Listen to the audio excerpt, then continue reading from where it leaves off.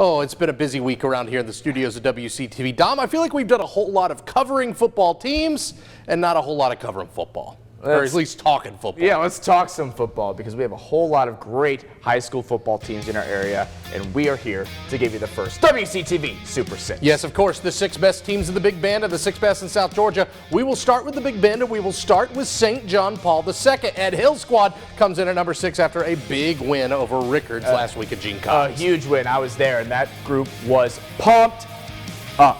There's no doubt about it. Number 5, Munroe, features a ton of great talent on their team. Makari Biggers just committed to Oklahoma.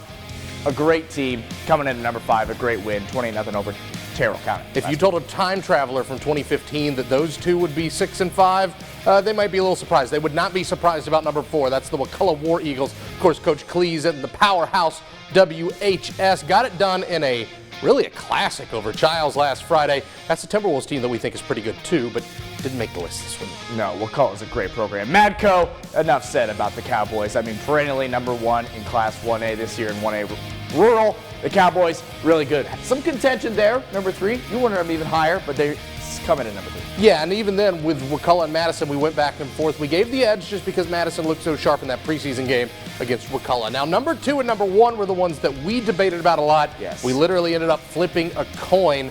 I wanted the Lincoln Trojans. The Trojans, of course, trounced Godby last week, 71-6. Their arch rival. They looked really, really sharp, but number 1 ends up being Dominic. The Florida High Seminoles. Again, could be 1A and 1B.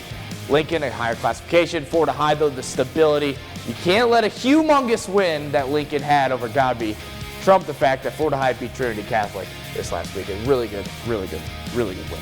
Yeah, listen, lots of good stuff there, but Georgia was what was really, really tough to dissect. Here is number 6 in the Peach State, South Georgia. It's the Lowndes Vikings. This was a team you fought to have here on the top 6. 1-1 so far. Offense hasn't come around, but of course we know the talent is most certainly there. Yes, I had them higher than 6 in my personal ranking. However, 1-1 through 2 weeks. Haven't looked the best, but who has looked the best? The Brooks County Trojans. Good stuff, man. Defending state champions, trouncing Thomasville in week 1. Another great win in week 2. Brooks County have to be on this list. They come in at number 5. Coach Free and the boys bringing that hammer, whether they have some of their superstars from last year or not.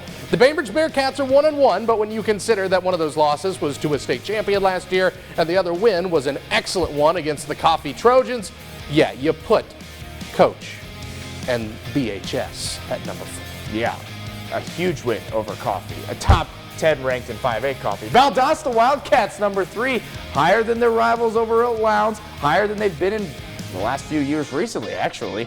But we really like what we've seen out of the Wildcats these first 2 weeks. Yeah, Coach Felton's squad, of course, blowing out Cook last week.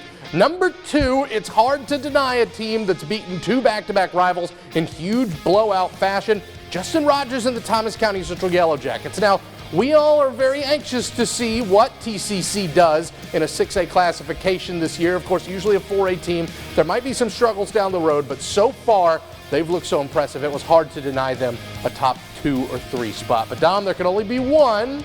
And that is Colquitt County. They're getting national recognition. The Packers are so stinking good. I mean, there was no one else that was going to be number 1 on this list. Colquitt County, new head coach Sean Calhoun, getting it done early in his tenure. But you know what I like to see, other than these masterful list of 6 teams on our screen right now, is number 2 and number 4 in our own list, the WCTV Super Six list, the first one ever, not ever, but it's returned. 4 and 2 are playing this week in Football Friday night, and I'm excited for that, Ryan Kelly. Old school rivalry, Coach Littleton, Coach Rogers, they know what it means to coach in these big games. These players have certainly been in those games.